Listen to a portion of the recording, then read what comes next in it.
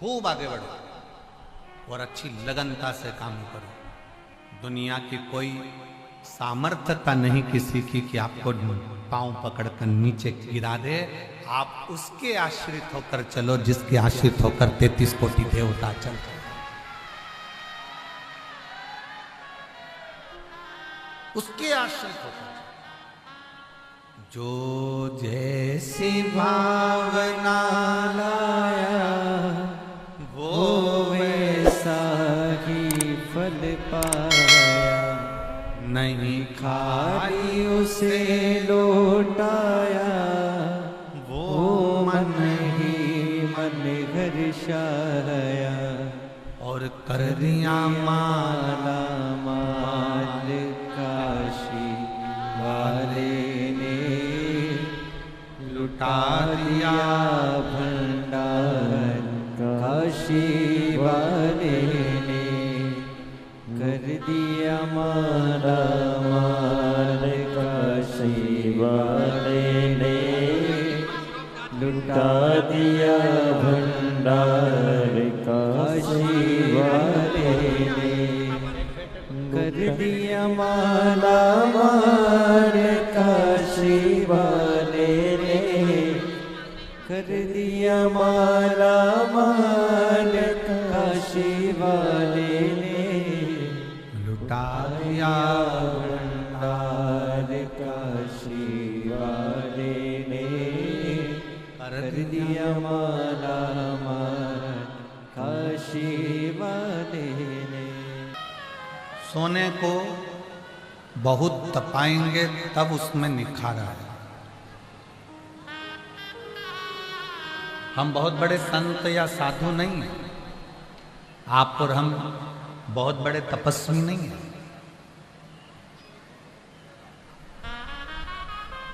ना हम बहुत बड़े संत हैं, ना आप बहुत बड़े संत हो, ना आप बहुत बड़े तपस्वी हो, ना हम बहुत बड़े तपस्वी हैं, ना आप बहुत बड़े साधक हो, ना हम बहुत बड़े साधक हैं।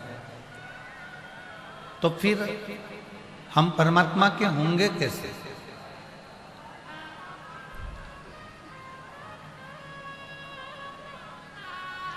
तुमरुका जी जब भ्रमण करते करते मृत्यु लोक में घूमते घूमते तुमरुका जी जा रहे थे और उनको देखकर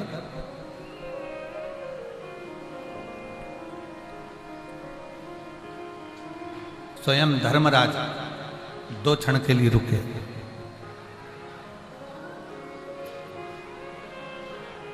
और धर्मराज ने तुमरुका जी को देखा तो तुमरुका जी रुके, पार्थिव लिंग का निर्माण करा, वृक्षों की पत्तियां तोड़ी, पत्तियां तोड़कर वृक्ष की पत्तियों को देवादिदेव महादेव को समर्पित कर रहे थे। देवादिदेव महादेव पर वृक्ष की पत्तियों को, फूल को, पुष्प को, पंखड़ी को भगवान शंकर को चढ़ा रहे थे।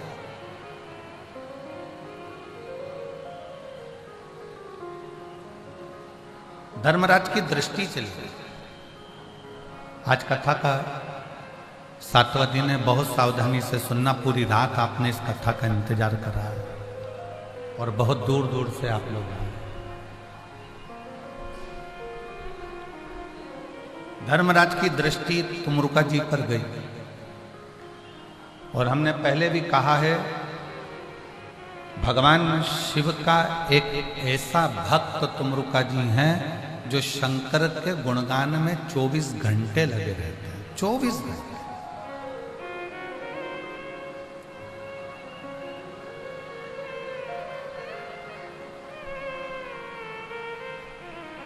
आवाज भी खोलो उधर की, थोड़ा सब दूर की आवाज खोल दीजिए। तुमरुका जी एक ऐसे भगवान शंकर के भक्त हैं जो 24 घंटे भगवान की अविरल भक्ति में रमे हुए, भगवान के भजन में रमे हुए। शंकर भगवान का नाम जाप, शिव का स्मरण, शिव का भजन, शिव की भक्ति उनके मुख से निरंतर बहता है। और मान लो यदि वो शंकर भगवान का नाम नहीं ले पाते हैं तो वो अपने कानों से शिव नाम सुनते रहते। मेरी जीजियों, मेरे जीजाओं, मेरी बेटियों बेटाओं, मेरी माताओं, मेरे भाई बहन, एक बात अपने अंदर उतार कर रखना कि अगर शंकर की कथा नहीं पढ़ सकते, शंकर भगवान का मंत्र जाप नहीं कर सकते, या शिव का शिवालय भी नहीं जा सकते, तो 24 घंटे में से कम 5 मिनट निकालकर शिव महापुराण की कथा सुना जरूर करो, सुना करो।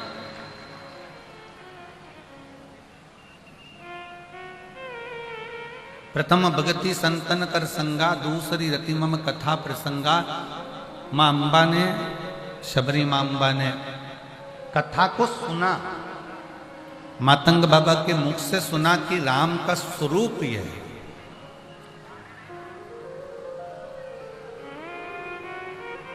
रुक्मणी जी ने जब पत्र लिखा था ना द्वारकाधीश को, तो उस पत्र में एक बात लिखकर भेजी थी कि मैं आपको देखी नहीं हूं आज तक, मैंने आज तक आपको देखा नहीं। रुक्मणी जी पत्र में लिखती हैं कि मैंने अपने गुरुओं के मुख से और बड़ों के मुख से सुना है कि कृष्ण ऐसे हैं जो ब्रज में निवास करते हैं, और ब्रज में निवास करने के बाद वो भगवान कृष्ण जाकर मथुरा पहुंचे, मथुरा से वो द्वारका पहुंच गए और द्वारका के राजा बनकर बैठ गए।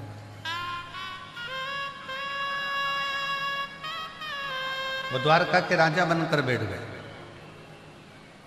मैंने केवल सुना है, मैंने आपको देखा नहीं। आप किसी की बहुत बड़ाई करो, बहुत बड़ाई करो, वो व्यक्ति ऐसा है, वो व्यक्ति वैसा है, वो व्यक्ति वैसा है, वो व्यक्ति वैसा है, तो अंदर एक ललकता होती है, एक बार उसको देखे तो सही कि वो कैसा है। ये इतनी सारी मेरी जो जीजियां बैठी हैं, मेरे जीजा बैठे हैं, मेरी बेटियां बेटा बैठे हैं, मेरी माताएं बैठी हैं, मैं आपको कहूंगा, आपने टीवी पर कथा सुनी, सुनकर आपके अंदर शंकर के मंदिर जाने की ललकता जागी, एक लोटा जल चढ़ाने की ललकता जागी, और फिर ललकता जागी कि एक बार कथा के पंडाल में बैठकर कथा सुनकर तो देखूं कि बाबा देता क्या। बोल बम का नारा है, सारी समस्या का हल। आखिर शिव देता क्या है, शंकर प्रदान क्या करता है? क्या इस पंडाल के अंदर क्या है?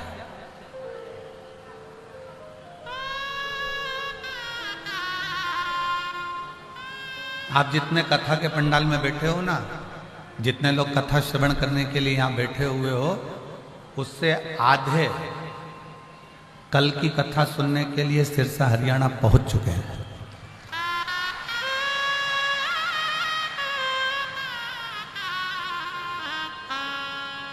आखिर शिव पुराण में ऐसा है क्या? शंकर भगवान के इस पवित्र प्रांगण में, शंकर भगवान के इस पंडाल में ऐसा होता क्या है? शिव कथा तो वही है जो गीता प्रेस गोरखपुर ने लिखकर यह दी है, और वही वाचन हम भी करते हैं, और उसी का स्मरण आप और हम कर रहे हैं।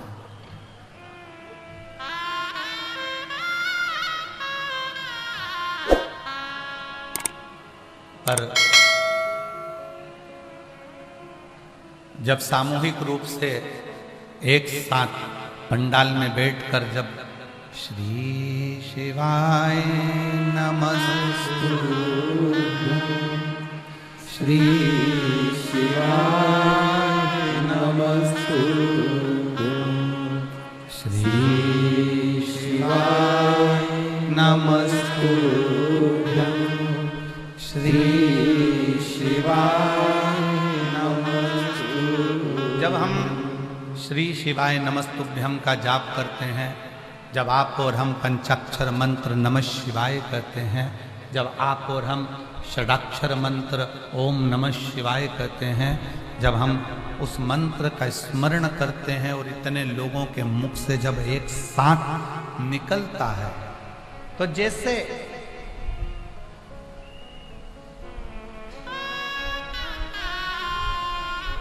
सत्यभामा जी ने रुक्मणी जी से कहा था कि द्रौपदी के पास ऐसा क्या है कि हमारा कृष्ण हमको छोड़कर द्रौपदी के लिए भागकर चले जाता है। द्रौपदी से भगवान कृष्ण का संबंध क्या है? क्या संबंध है द्रौपदी का भगवान कृष्ण से, जो भगवान कृष्ण दौड़कर द्रौपदी के पास चले जाते हैं? रुक्मणी जी ने कहा द्रौपदी उनकी बहन है, प्रेम का संबंध है, स्नेह का संबंध है।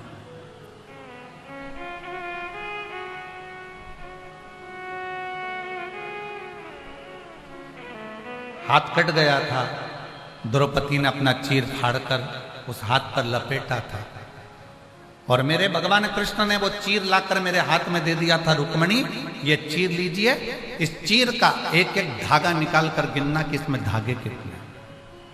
रुक्मणी जी सत्यभामा जी से कहती हैं कि मैंने उस चीर का एक एक धागा निकाला, छोटा सा चीर था, उसका एक एक धागा निकाल कर मैंने गिना तो उसमें 9,999 धागे थे। जो द्रौपदी ने भगवान कृष्ण के हाथ में चीर बांधा था उसमें 9,999 धागे थे। तो द्वारकाधीश कह दिए थे ये मेरी बहन है, इसने मुझे हाथ में जो चीर बांधा है, एक दिन ऐसा आएगा कि ये 9,999 धागे चुका कर आऊंगा। और जब दुशासन ने चीर खींचा तो वो 9,999 वस्त्र। सत्यभामा जी कहती है रुक्मणी से कृष्ण भगवान का संबंध क्या? तो कब बहन है, बहन है तो जरा मैं भी तो समझ के आऊं कि आधा चावल का दाना खाने के लिए बुला लेती है, याद करा और द्वारकाधीश दौड़ पड़ते हैं, ऐसा भी बहन भाई का संबंध क्या? जरा मैं जाकर देखूंगा। सत्यभामा जी चली गई, रुक्मणी जी चली गई, भगवान द्वारकाधीश जा रहे थे तो कहा हम भी आपके साथ द्रौपदी के घर चलेंगे। भगवान ने कहा चलो। भगवान द्रौपदी के घर पर सत्यभामा रुक्मणी को ले गए। द्रौपदी अपने बाल को संवार रही थी, तब उसी समय पर भगवान कृष्ण ने कहा द्रौपदी क्यों बाल संवार रही हो? तुम्हारी दो दो भाभी आई हैं, ये बाल संवारेंगे, इनको संवारने दो। सत्यभामा जी बोली आज बाल मैं संवारूंगा। सत्यभामा जी ने रुक्मणी जी से कहा आज इस द्रौपदी को बार बार कृष्ण को बुलाती है ना, ऐसा मजा चका कर जाऊंगी कि दूसरी बार कृष्ण को नहीं बुलाई। और सत्यभामा जी द्रौपदी जी के बाल को संवारते संवारते एक बाल जम के खींचा तोड़ने के लिए। द्रौपदी का जैसे ही बाल टूटा, टूटते से ही उसमें से आवाज आई हे कृष्ण। फिर बाल खींचा, उसमें से आवाज आई हे कृष्ण। फिर बाल खींचा, उसमें से आवाज आई हे कृष्ण। सत्यभामा जी को समझ में नहीं आया, दौड़कर रुक्मणी जी के पास गई, समझ में नहीं आता, मैं द्रौपदी का बाल तोड़ती हूं तो उसमें से हे कृष्ण की आवाज आती है। रुक्मणी जी बोली मुझको भी नहीं मालूम कि ऐसा हो क्यों रहा है। तब भगवान कृष्ण सामने आकर कहते हैं सत्यभामा जी मैं बताता हूं कि रुक्मणी के बाल में से हे कृष्ण की आवाज क्यों आ रही है। भगवान कृष्ण कहते हैं रुक्मणी जी तुम कह रही हो, सत्यभामा जी तुम कह रही हो कि मैं इस द्रौपदी के लिए दौड़कर क्यों आता हूं, उसका एक कारण है ये मनुष्य के शरीर पर 3.5 करोड़ रोम छिद्र हैं। पूरे मानव के शरीर में 3.5 करोड़ रोम छिद्र हैं। ये मनुष्य के शरीर में 3.5 करोड़ रोम छिद्र इसलिए दिए गए हैं कि दिन में 24 घंटे में एक बार 3.5 करोड़ बार मेरा नाम लेना। पर संसार का कोई मनुष्य मेरा नाम 3.5 करोड़ बार नहीं लेता। केवल एक है द्रौपदी जो 3.5 करोड़ बार मेरा नाम लेती है। केवल एक है द्रौपदी जो 3.5 करोड़ बार मेरा नाम लेती है। 3.5 करोड़ बार नाम लेती है, इसलिए उसके बाल को तुम खींच रही हो तो एक एक रोम में से कृष्ण की आवाज आ रही है, कृष्ण का नाम निकल रहा है। इसलिए मैं दौड़कर इस द्रौपदी के लिए आता हूं, इसलिए मैं दौड़कर इस द्रौपदी के लिए आता हूं। भगवान शंकर की कथा कहती है 3.5 करोड़ बार हम भगवान का नाम नहीं ले सकते। हो सकता है प्रयागराज में ऐसे संत हों जो एक दिन में 3.5 करोड़ बार नाम ले लेते हो, तो उनको मेरा प्रणाम। मैं दंडवत करता हूं। और आप में भी कोई हो 3.5 करोड़ बार जो एक दिन में नाम ले लेता हो भगवान का, तो आपको भी दंडवत प्रणाम है। पर हम और आप 3.5 करोड़ बार घर में रहते हुए भगवान का नाम नहीं ले पाते। इसलिए शिव पुराण कहती है कि कथा के मंडप में जाकर बैठ जाओ। जब एक साथ इतने सारे शिव भक्त भगवान का नाम लेंगे, उच्चारण करेंगे, वो शब्द आपस में टकरा कर टूटेगा, करोड़ों उसके शंख हो जाएंगे और वो करोड़ों की संख्या में हमारे रोम रोम में समा जाएंगे। तो हमें 3.5 करोड़ बार भगवान का नाम लेने का पुण्य फल कथा के पंडाल में प्राप्त हो जाए। जब द्रौपदी 3.5 करोड़ बार नाम लेती है और 3.5 करोड़ बार नाम लेने पर भगवान कृष्ण दौड़ कर आते हैं, इसलिए जो पंडाल में बैठकर कथा को श्रवण करता है उसका काम सफल क्यों होता है? क्योंकि वो 3.5 करोड़ बार भगवान का नाम ले लेता है और भगवान को पुकार।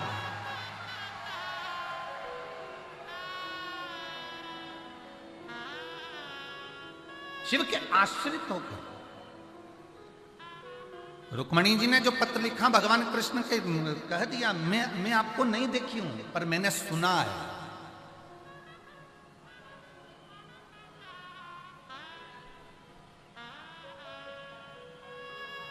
प्रथम भगति संतन कर संगा, दूसरी रति मम कथा प्रसंगा। मेरे प्रसंग को सुनो। रुक्मणी जी ने केवल भगवान के प्रसंग को सुना था। रुक्मणी जी ने मन से भगवान कृष्ण को पति मान लिया। भगवान कृष्ण को पति, मानसिक विवाह कर लिया, दिल का विवाह कर लिया, हृदय का विवाह कर लिया।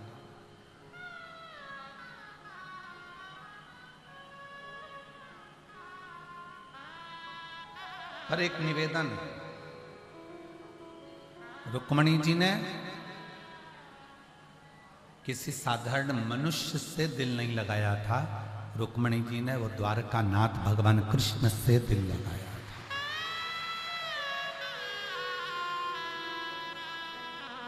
आज के पढ़ने वाले बच्चे कॉलेज में, स्कूल में जाने लगते हैं, कॉलेज में पहुंच जाते हैं और उनको कोई अच्छा लगने लगता है तो वो प्रेम की चिंता करने लगते हैं, प्यार की चिंता करने लगते हैं।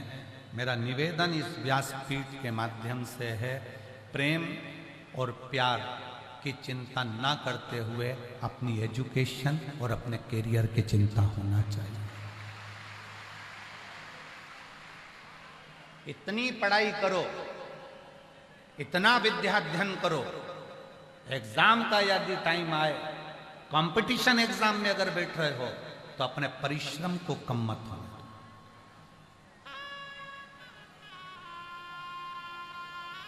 आपकी मेहनत, आपकी लगन, आपका परिश्रम आपको बहुत ऊपर तक लेकर जाए। जब आप पैदल पैदल चलकर ट्रैफिक के जाम में फंसने के बाद भी अगर पैदल पैदल चलकर अपनी मंजिल तक, शिवमहापुराण तक और त्रिवेणी संगम तक पहुंच सकते हो तो आप अपनी लगन से बहुत उन्नति कर सकते हो। अपनी मेहनत में कमी मत आने दो, अपने परिश्रम में कमी मत आने दो, अपनी लगन में कमी मत आने दो। और मेरी जितनी माताएं बैठी हैं, मेरी जितनी जीजियां बैठी हैं, मेरी जितने जीजा बैठे हैं, जितने मेरे भाई बंधु बैठे हैं, उनसे निवेदन करूंगा, एग्जाम का जब टाइम आए, आपकी बेटियां पढ़ाई कर रही हो, आपके बेटे पढ़ाई कर रहे हो, एग्जाम के टाइम पर घर के लोगों से निवेदन है वो अपने बच्चों को ये मत कहना 10th चल रही है, फेल हो गया तो मैं तुझे बता दूंगी, नंबर कम आए तो मैं ये कर दूंगी। नहीं, आप अपने बच्चों का विल पावर मजबूत कर कर कहो मुझे गर्व है कि तू अच्छे नंबर लेकर आएगा और उत्तीर्ण कर कर बता। मुझे गर्व है तू अच्छा नंबर लेकर आएगा और तू आगे बढ़कर बताएगा। अपने बच्चों का विल पावर मजबूत करो। और आप और हम लगे रहते हैं, ये हो गया तो तुझे सोच लेना, मैं तुझे गधा चराने भेज दूंगी, ना ये करने भेज दूंगी, ना जंगल में छोड़ आऊंगी, ना ये कर लूंगी। ना ना ना, अपने बच्चों को कहो कि मुझे विश्वास है कि तू 12th, तू 10th, तू एजुकेशन तू जो भी कोर्स कर रही है, कर रहा है, वो सब तेरी सफलता की सीढ़ी है, तेरी सफलता की सीढ़ी।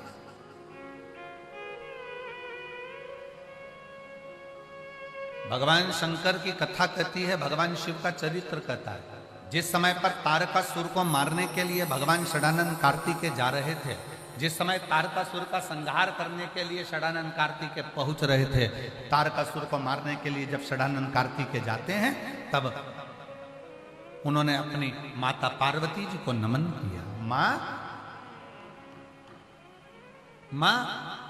मैं षडानंद कार्तिकेय को मारने के लिए जा रहा हूं। तुरंत माता पार्वती जी ने रोक दिया, सुनो कार्तिकेय रुको, ए स्कंद रुक। जैसे ही कार्तिकेय ने कहा मां मैं तारकासुर को मारने के लिए जा रहा हूं, रोक दिया मां ने, रुको। कितनी सुंदर बात एक मां कहती है, माता पार्वती कहती है रुक, थोड़ा रुक जा, रुक थोड़ा रुक जा। हाँ मां, क्या बात है?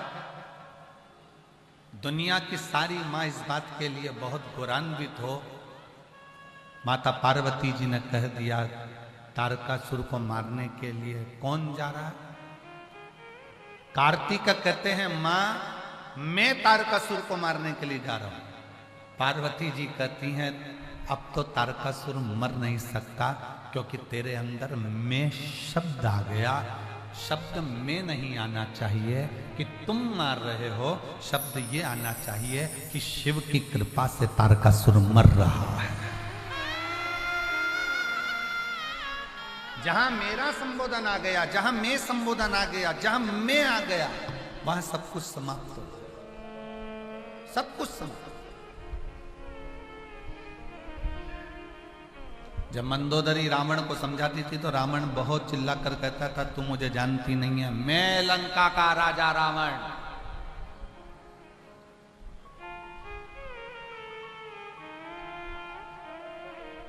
मैं लंकाधिपति रावण।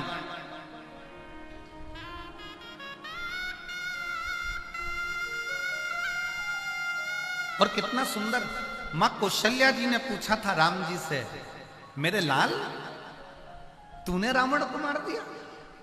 राम जी कहते नहीं मैया, मैंने रावण को नहीं मारा, रावण को मैंने नहीं मारा, रावण को मैंने मारा।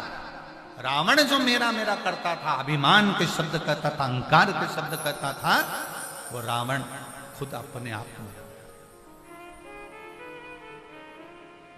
ये हमारी भ्रांति है कि हमारे घर को हम चला रहे हैं, दुकान को हम चला रहे हैं, परिवार को हम चला रहे हैं, कुटुंब को हम चला रहे हैं, ये सब हमारी भ्रांति। आप जितना अच्छा सोचना चालू करोगे, जितना श्रेष्ठ सोचना चालू करोगे, जितना निर्मलता का भाव अपने भीतर प्रकट करोगे, उतना उतना परमात्मा नजदीक आते चले जाएगा। शिव को पाने का सबसे सुंदर तरीका क्या है? शिव को पाने का सबसे सुंदर तरीका है अपने मन को साफ कर लीजिए। किसी के प्रति गलत बोलना नहीं, किसी के प्रति गलत सोचना नहीं, और किसी के प्रति गलत विचार लाना। हम गलत विचार लेकर आते हैं तो हमारा जीवन भी गलत होते चले जाते।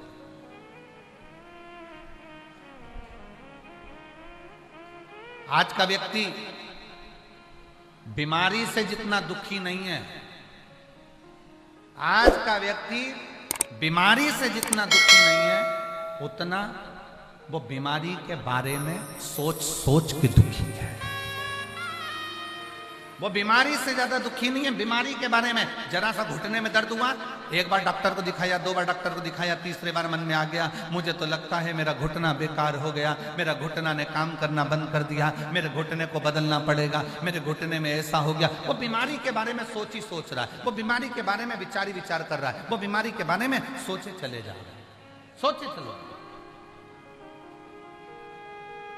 जरा सा शरीर में गठान हो गई, जरा से शरीर में गांठ हो गई, वो सोचते चले जा रहा है, विचार करते चले जा रहा है। शरीर में गांठ हो गई, चेस्ट में गांठ हो गई, पेट में गांठ हो गई, बच्चादानी में गांठ हो गई, ऐसा लग रहा है कि ये गांठ कहीं दूसरी ना निकल जाए। गांठ का जांच कराऊंगी, जाऊंगी, दिखाओ डॉक्टर को, दवाई खाओ डॉक्टर की। हम पहले भी कहते कि डॉक्टर शंकर का एक रूप है, हम पहले भी कहें कि डॉक्टर शिव का एक रूप है, आप डॉक्टर को दिखाओ, दवाई खाओ, जांच कराओ, पर निवेदन इतना सा है, उस बीमारी के अगर गठान हुई है तो बहुत गलत मत सोचो कि ये बीमारी ना जाने कौन सी होगी, कहीं कैंसर जैसा रोग तो नहीं हो गया, कहीं बड़ा रोग तो नहीं हो गया। आज का व्यक्ति जितना बीमारी से दुखी नहीं है, उतना बीमारी के बारे में गलत गलत सोच के दुखी है।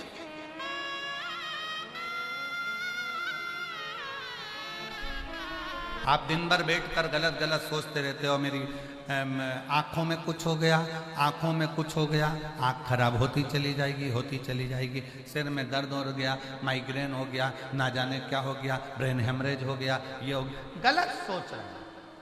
बीमारी से जितना व्यक्ति दुखी नहीं है, उतना उस बीमारी के बारे में गलत गलत सोचकर, पाँव में तकलीफ हो गई, कमर में तकलीफ हो गई, कहीं मुझे कुछ हो तो नहीं जाएगा, कहीं मुझे कुछ हो तो नहीं जाएगा, कहीं मुझे कुछ हो तो नहीं जाएगा, कहीं मुझे कुछ हो तो नहीं जाएगा।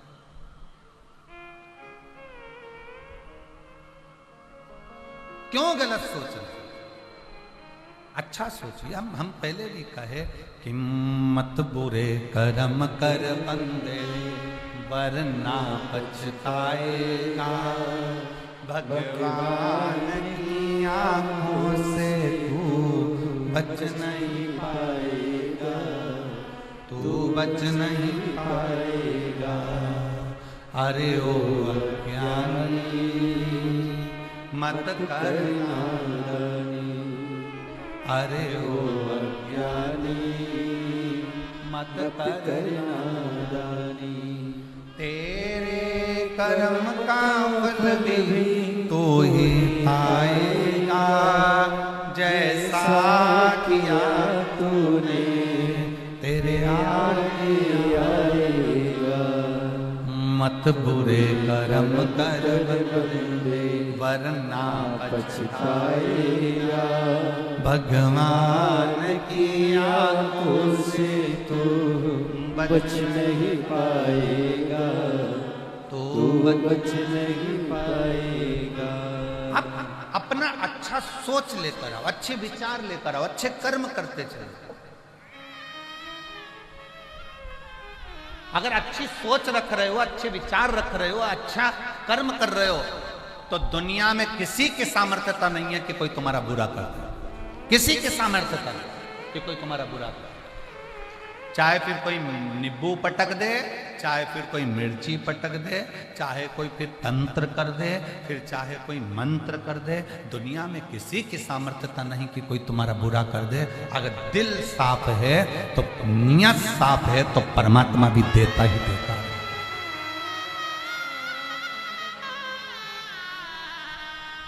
कितना सुंदर कहा, मन चंगा तो जम के बोलो जरा, मन चंगा तो कठोते में गंगा।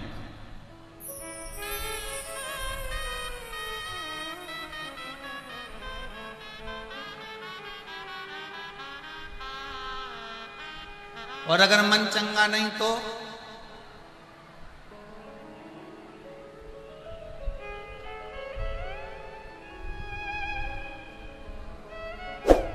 बहुत सारा करोड़ों का धन हो और मन चंगा नहीं हो तो भी फिर व्यक्ति नंगा की नंगा ही है। क्या मतलब? मन चंगा है तो कठोते में गंगा, और धन, ऐश्वर्य, वैभव, बहुत कुछ है। हमने तीसरे दिन की कथा में आपको कहा था कि दाम, नाम और राम।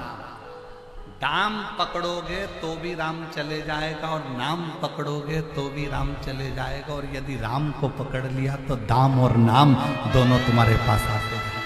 संपदा भी आएगी और ऐश्वर्य भी आएगा। आज दुनिया के लोगों ने परमात्मा को छोड़ दिया, आज दुनिया के लोगों ने भगवान को छोड़ दिया। जैसे ही सदानंद कार्तिकेय जी ने कहा, माँ मैं तारकासुर को मारने के लिए जा रहा हूं, माँ ने रोक लिया, रुक, रुक, सदानंद कार्तिकेय रुको, स्कंद रुको, तुम कह रहे हो कि मैंने मारा, मैं मारने जा रहा हूं? यही तो भ्रम है दुनिया का।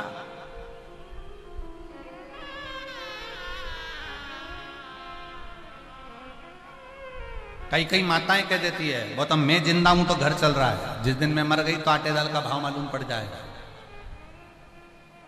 ये मैं का जो संबोधन है ना, ये बहुत बहुत भारी संबोधन है। होता है, एक टीचर ने एक बच्चे से, स्टूडेंटों से स्कूल में प्रश्न किया क्लास में, बच्चों गुड मॉर्निंग। बच्चे भी गुड मॉर्निंग बोल दिए, बैठ गए, पढ़ाने लगे। फिर टीचर ने कहा कि एक बात बताओ, मैं जब दिल्ली से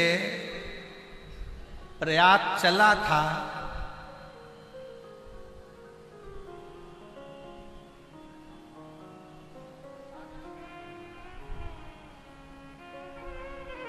दिल्ली से जब मैं प्रयाग चला था तब मेरी उम्र 22 वर्ष थी। जब मैं दिल्ली से प्रयाग चला तब मेरी उम्र 22 वर्ष थी, तो अब मेरी उम्र कितनी होना चाहिए? अब ये कोई प्रश्न है?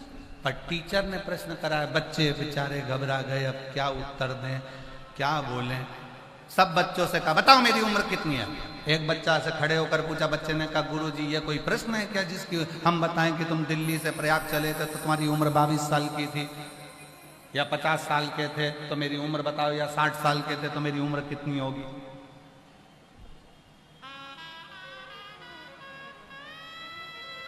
सारे बच्चों ने कोई जवाब नहीं दिया। तब एक बच्चे को फिर खड़ा करा, तू बता कि मैं दिल्ली से प्रयाग चला, मेरी उम्र इतने वर्ष है, तो अभी मेरी उम्र कितनी है? इतने में बच्चा बोला, गुरुजी अगर मैं सही में बता दूंगा तो? गुरुजी बोले बता, पूछा ही प्रश्न मैंने इसलिए। तो कहा गुरुजी तुम्हारी उम्र 44 वर्ष है। गुरुजी ने कहा वाह, गुड बॉय, बहुत बढ़िया, कितना जोरदार बोला। पर तुझे कैसे मालूम कि मेरी उम्र 44 साल है? बच्चे ने कहा गुरुजी मेरे घर में मेरा एक भाई है 22 साल का, वो आधा पागल है।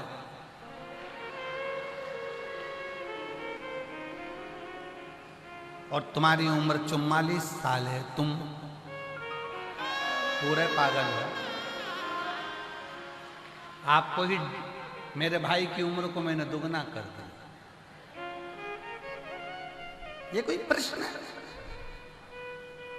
हम भी हमारे भ्रम में जी रहे हैं। माताएं कहती हैं मैं जिंदा हूं तो घर चल रहा है, भाई कह देते हैं मैं दुकान चला रहा हूं, मैं काम कर रहा हूं, मैं मेहनत कर रहा हूं, मैं कर रहा हूं, मैं नहीं करूं तो कुछ भी नहीं हो।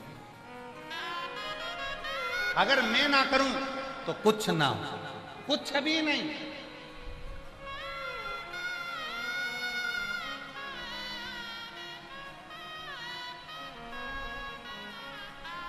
करोड़ों करोड़ों, लगभग लगभग कल तक का आंकड़ा था 51 करोड़ भक्तों ने त्रिवेणी का संगम का स्नान किया। अब 51 करोड़ भक्तों को कौन संभाल रहा था?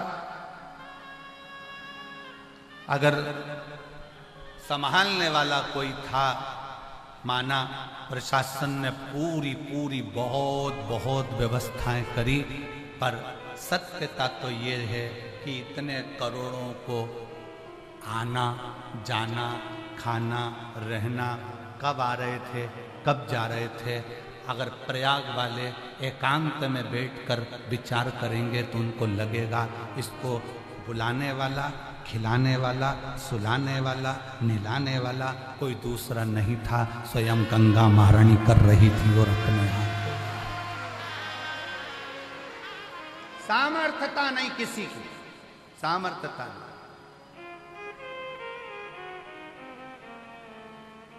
51 करोड़ भक्तों को भोजन कराना, 51 करोड़ों की रहने की व्यवस्था, भोजन व्यवस्था, शौचालय व्यवस्था, अन्य व्यवस्था।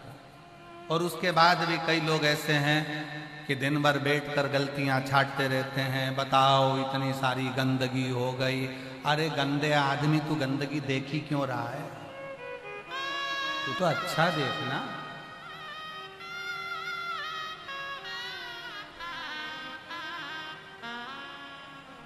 बहुत ऊपर उड़ता है गिद्ध,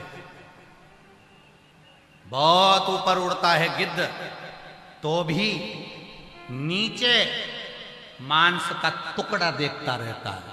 कई लोग संसार में ऐसे हैं, बहुत ऊंचे औहदे पर बैठने के बाद भी गंदगियां ढूंढते रहते हैं, अच्छा ही नहीं ढूंढ पाते,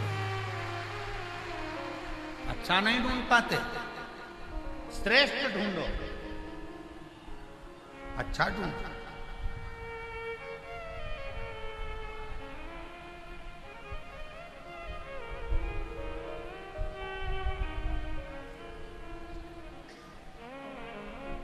यहां पर एक माता बैठी है जो अपने परिवार के साथ में कथा सुनने के लिए जब पहले दिन वहां से चली थी तो ट्रैफिक में फंस गई थी, बहुत भीड़ थी।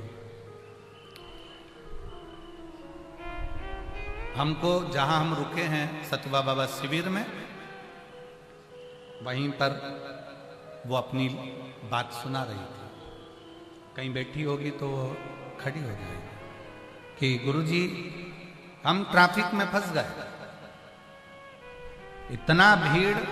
परिवार वालों ने कहा कि कितना किलोमीटर बचा है, तो कहा कि 10 किलोमीटर बचा है पर पहुंचना बड़ा मुश्किल है। तो बच्चों ने कहा एक काम करो माँ वापिस आ जाओ। हम और वो महिला बैठी होगी, हम लोग जब वापिस जाने का विचार करा तब हमने सोचा कि भोले बाबा, हम तो जब घर से चले थे तो एक लोटा जल चढ़ा के चले थे कि शिव महापुराण की कथा प्रयाग में सुनेंगे। कहीं बैठी होगी तो वो हाथ हिला सकती है कि एक लोटा जल चढ़ाकर चले थे कि बाबा हमको कथा सुनने को मिलेगी और हम कथा सुनेंगे, पर हम तो वापिस जा रहे हैं।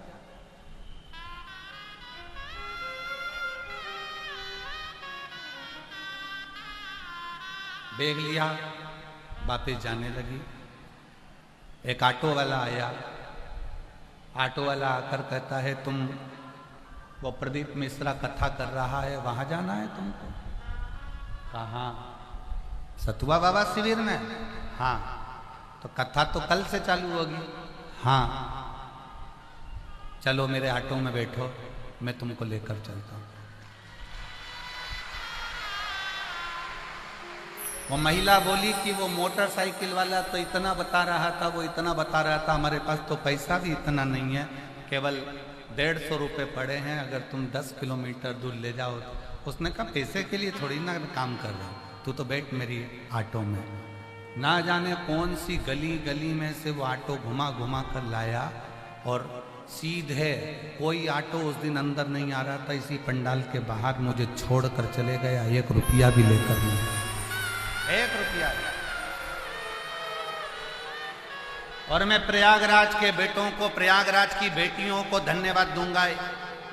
कई बेटे बेटियां प्रयागराज के ऐसे हैं जिन्होंने भले पूरे मेले में जो भी व्यापार करा हो, दुकान लगाई हो, कार्य करा हो, मोटरसाइकिल चलाई हो, गाड़ियां चलाई हो, पर कई प्रयागराज के बेटा बेटी स्कूटी से, मोटरसाइकिल से बुजुर्गों को फ्री में पंडाल तक छोड़ रहे हैं और पंडाल से उनके पंडाल तक छोड़ रहे हैं। उनको नमन है, 1 रुपया नहीं।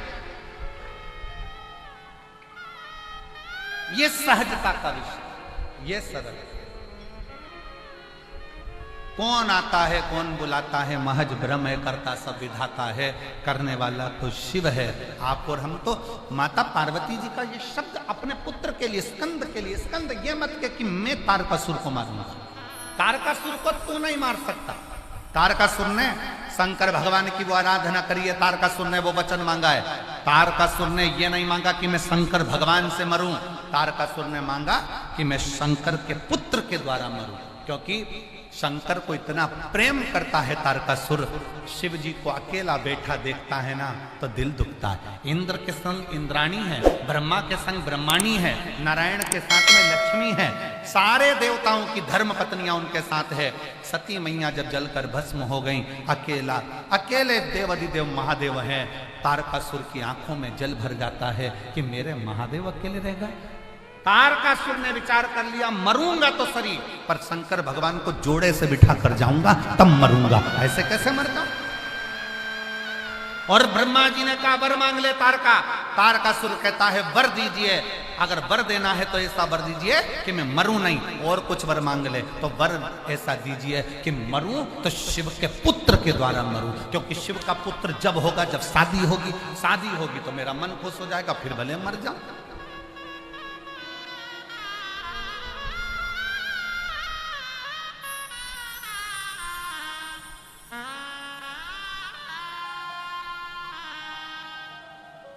फिर भले प्राण छूट जाए। शिव से मांगा वर ऐसा दीजिए, वर मिला तारकासुर को कि वर है तेरे को शंकर भगवान के पुत्र के द्वारा मरेगा। पार्वती जी कह रही हैं अपने पुत्र षडानंद कार्तिकेय को, ना ये मत के कि मैं तारकासुर को मारूंगा, तारकासुर को तू नहीं मार सकता। तारकासुर के दिल में शिव बसा है। महाकाल के भक्त पर अगर एक उंगली उठा, एक निगाह उठाकर कोई देख ले, महाकाल के भक्त पर कोई गलत दृष्टि से देख ले, तो उसका जवाब भक्त नहीं देता, वो भस्म रमाने वाला स्वयं आकर देता। महाकाल का भक्त स्वयं जवाब नहीं देता, महाकाल का भक्त स्वयं जवाब नहीं दे पाता। महाकाल का भक्त अपशब्द कहने वाले अपशब्द कह देते हैं, ताना देने वाले ताना दे देते हैं, गाली देने वाले गाली दे देते हैं, आड़ा टेढ़ा कहने वाले आड़ा टेढ़ा कह देते हैं, पर शंकर का भक्त मौन होकर आनंद के साथ शिव भक्ति में रमा रहता है। जवाब वो दे, कोई दूसरा क्यों जवाब देगा? जवाब वो दे। अच्छा एक बात बताओ, पति के साथ पत्नी जा रही हो, बाप के साथ बेटी जा रही हो, भाई के साथ बहन जा रही हो, जेठ के साथ बहू जा रही हो, मामा के साथ भांजी जा रही हो,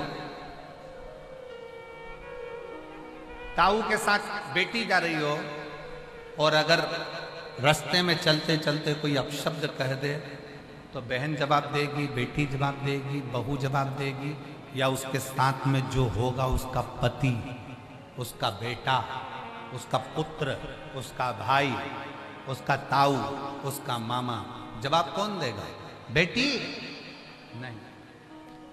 जब आप शंकर की भक्ति करते हो, एक लोटा जल चढ़ाने के लिए जाते हो, शंकर को एक लोटा जल चढ़ाने के लिए जाते हो, शंकर भगवान के मंदिर में सुबह सुबह पहुंचकर एक लोटा जल जब तुम चढ़ाते हो, सुबह के समय पर जाकर जब एक लोटा जल समर्पित करते हो, उस समय से लेकर 24 घंटे हर पल हर घड़ी शंकर भगवान तुम्हारे बाप बनकर तुम्हारे साथ साथ चलते हैं। अगर दुनिया की गलत दृष्टि पड़ती है तो जवाब स्वयं कालाधिपति महाकाल देता है। जवाब कोई दूसरा नहीं देता, जवाब देता है काल अधिपति महाकाल। अकाल मृत्यु वो मरे जो काम करे चंडाल का, काल उसका क्या बिगाड़े जो भक्त हो महान। को जो गीता देवी ने लिखा है, इस लड़के के पिताजी नहीं है, जो नीट का एग्जाम दे रहा था, डिप्रेशन में चले गया था, पर 3 बार परीक्षा दी, 3 बार ही नहीं हुआ।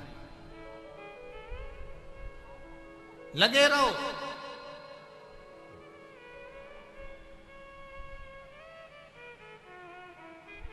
आपको मालूम है शंकर जी के मंदिर में कछुए की पत्थर की मूर्ति लगी रहती। कौन कौन ने देखा है? जरा उठता हाथ उठा, जरा देखा है तो? त्र्यंबकेश्वर जाओ तो शंकर जी के मंदिर में नंदी भी मिलेगा, कछुआ भी मिलेगा। भीमा शंकर जाओ, केदार जाओ, करें दर्शन आप लोगों ने, नंदी भी होता है, कछुआ भी होता है। कई लोगों के मन में प्रश्न आता है, गुरुजी ये शंकर जी के मंदिर में कछुआ क्या कर रहा है? शिव जी को कछुआ प्रिय है क्या?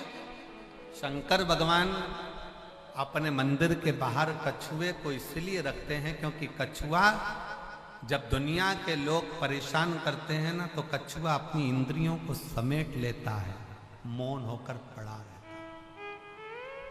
जब दुनिया ताना दे, गाली दे, आप शब्द कहे, पलट कर कुछ मत बोलो, मौन होकर बैठ जाओ, क्योंकि दुनिया का सबसे बड़ा आभूषण है मौन रहना। चुप रहो, चुप रहो। और कछुआ जिसको एक बार आप घुमा दो और दूसरी दिशा में चला दो, थोड़ी दूर चलकर कछुआ वापस उसी दिशा में चलेगा जिस दिशा में वो पहले जा रहा था।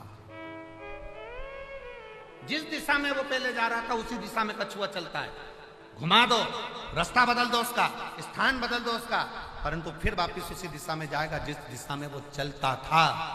शिव महापुराण में शंकर भगवान के सामने कछुआ इसलिए रहता है कि शिव कहते हैं अपनी मंजिल पर जाना है और अपने लक्ष्य को पाना है तो चलते जाओ, कोई दिशा बदल भी दे फिर पलट जाओ और अपने लक्ष्य की ओर बढ़ते जाओ। तुमने सोच लिया मकान खरीदना है मतलब मकान मिलेगा जरूर, जमीन खरीदना है मतलब जमीन मिलेगी जरूर, डॉक्टर बनना है मतलब तुम्हारा परिश्रम अगर प्रबल है तो तुम डॉक्टर बनोगे जरूर, इंजीनियर बनना है तो इंजीनियर बनोगे जरूर। थोड़ी लगनता, थोड़ी, फिर वही बात कहेंगे, थोड़ी मेहनत हाथ की, बाकी कृपा भोले नाथ की। थोड़ी मेहनत हाथ की करिए और बाकी की कृपा भोलेनाथ की। कौन काम है जो नहीं हो सकता?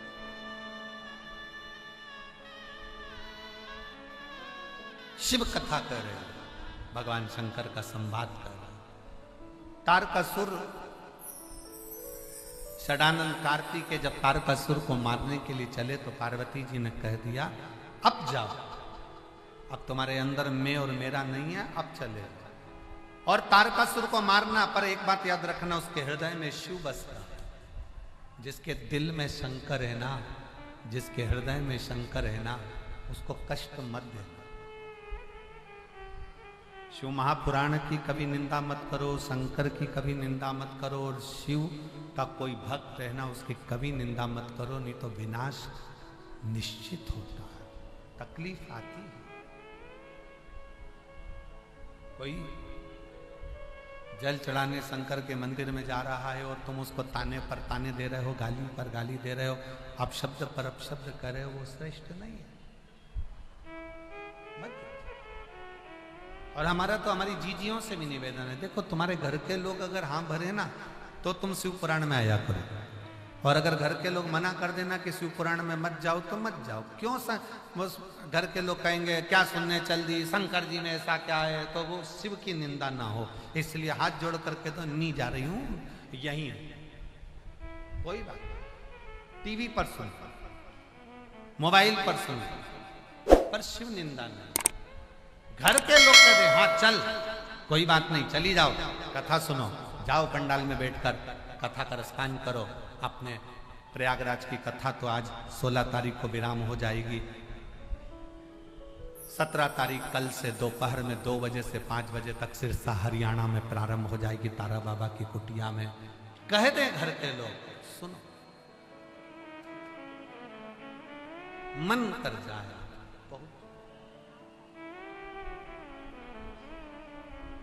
तारकासुर के हृदय में शिव बसता। षडानंद, बाण छोड़ना शरीर में लगे, हृदय में ना लगे, ठीक है।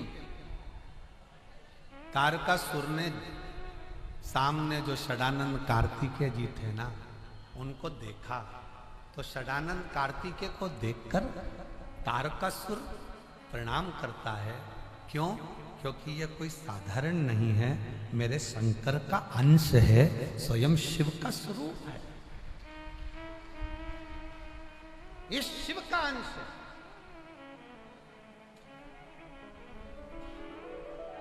ये शंकर भगवान का एक स्वरूप है। प्रणाम किया, नमन किया।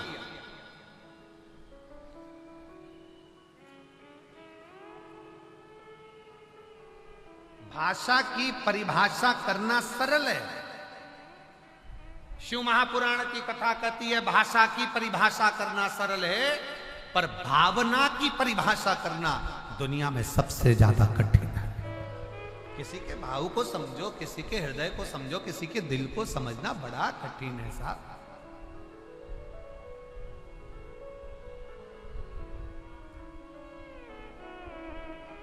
वेद पढ़ना सरल है पर वेदना पढ़ना कठिन है। किसी के दिल की वेदना तो पढ़ो।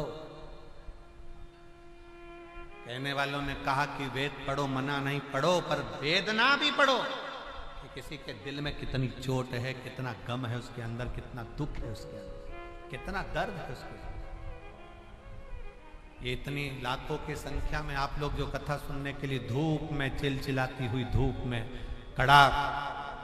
कड़कती हुई धूप में सिर पर कपड़ा डाल डाल कर बैठे हो ना, साधारण नहीं हो भाई। कोई ना कोई अपने दिल में थोड़ी ना थोड़ी वेदना होगी ना, तो शंकर से कहने के लिए आए हो कि बाबा मेरे दुख को काट देना, मेरे तकलीफों को मिटा देना, गंगा मैया मेरे कष्ट मिटा देना। कोई वेदना, कोई वेदना। वेद पढ़ना सरल है पर वेदना को पढ़ना कठिन है। हृदय को जानना, भाषा की परिभाषा करना सरल हो सकता है पर वेदना की परिभाषा करना कठिन है। अब उसके भीतर के दर्द को कौन जाने? कौन? इसलिए मेरी जीजियों, मेरे जीजाओं, मेरी बेटियों, बेटाओं, मेरी माताओं से निवेदन है कि शंकर के मंदिर में जाना ना तो व्यर्थ की चर्चाएं ना कर कर, जैसे शिव महापुराण के कथा के पंडाल में आप इतना बड़ा प्रयाग का मेला होने पर, इतना लाखों में भीड़ होने पर भी आपके इस पंडाल के अंदर आप एकदम मौन होकर बैठते हो शांति से।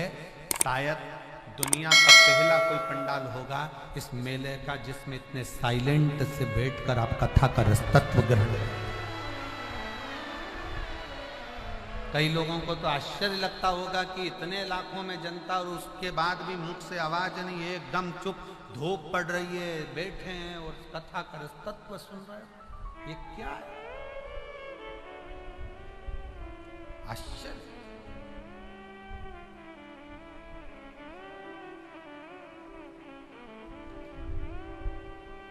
शिव को जाना। वेद और वेदना दोनों में अंतर है। वेद को पढ़ सकते हो पर वेदना को पढ़ना बड़ा कठिन है। किसी की वेदना पढ़िए, किसी का हृदय पढ़िए।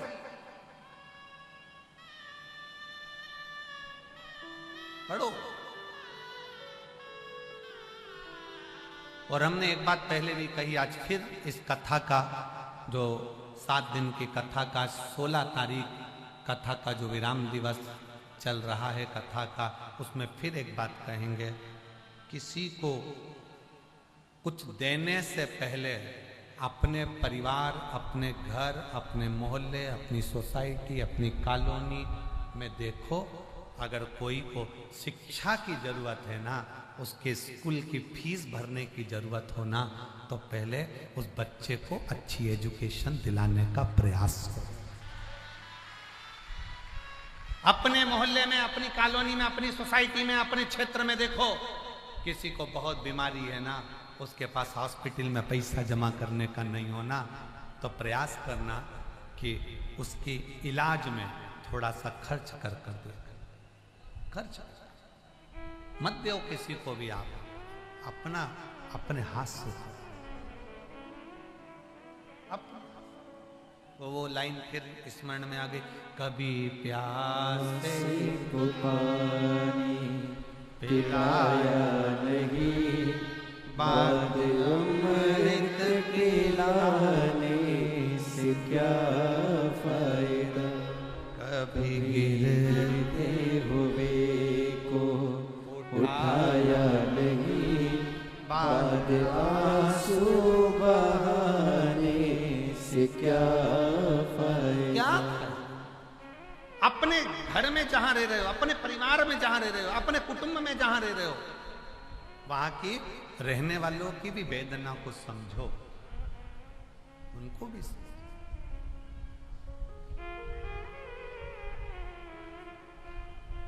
तारकासुर का अंतिम क्षण है और उसने हाथ जोड़ा है, कार्तिकेय बाबा को प्रणाम किया। षडानंद कार्तिकेय मुस्कुराकर जब वो प्रणाम कर रहे थे कार्तिकेय दिल से नमन कर रहे थे, क्योंकि आप मेरे पिता को अपने दिल में बिठाते हो, शिव को दिल में बिठाते हो। शंकर भगवान का कोई दुश्मन नहीं है। रावण की दुश्मनी राम जी से थी, कंस की दुश्मनी कृष्ण से थी, हिरण्यकशिपु की दुश्मनी भगवान नारायण से थी। एक दुश्मन का नाम बता दो जिसकी दुश्मनी शंकर भगवान से हो। शंकर भगवान का कोई दुश्मन नहीं है।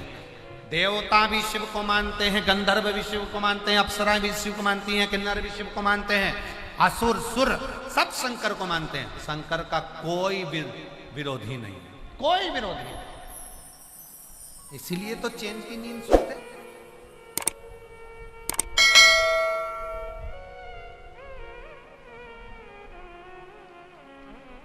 शिव का कोई विरोधी नहीं,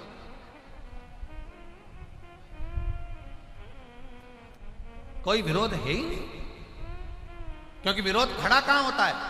स्वर्ग में बहुत वैभव है तो विरोध खड़ा हो सकता है, ब्रह्मलोक में बहुत कुछ है तो विरोध खड़ा हो सकता है, इंद्रलोक में बहुत कुछ है तो विरोध खड़ा हो सकता है।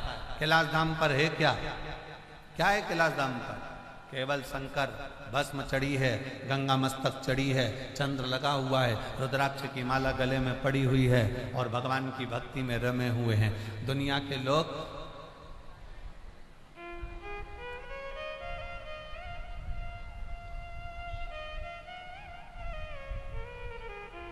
शिव को जिस दिन पहचान जाए और शंकर के जल को जिस दिन जान जाए, शिव के एक लोटे जल को जिस दिन तुम पहचान गए तो समझ लेना कि शंकर की भक्ति की एक सीढ़ी पर तुम चढ़ गए, मतलब शंकर तुम्हें मिलने वाला है और तुम्हारा कार्य सफल होने वाला है।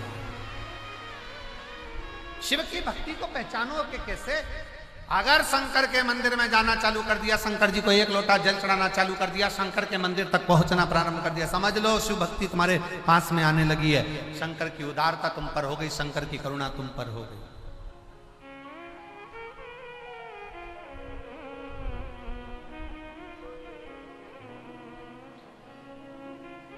कोई जाए जो काशी में मेरा पेगा मले जाना, कोई जाए जो काशी में मेरा पेगा मले जाना।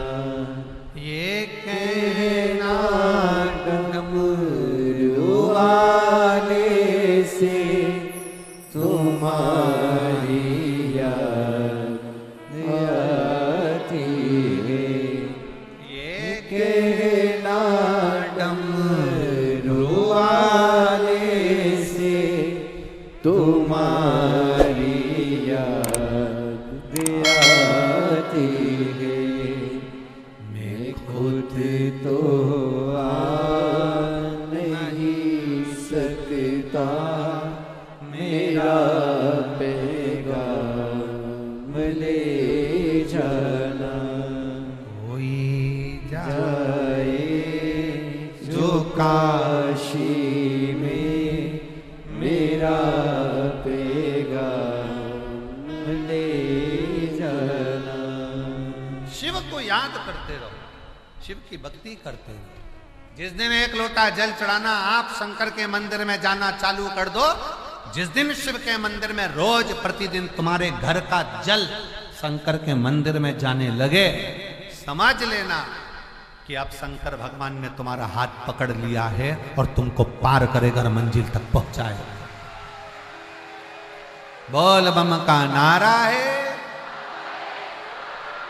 अच्छी जम के बोलो जरा, आवाज जरा जोरदार आना चाहिए। बोल बम का नारा है, सारी समस्या का हल। जिस दिन मंदिर जाने लगो समझ लो कि बाबा पकड़ लिया, पकड़।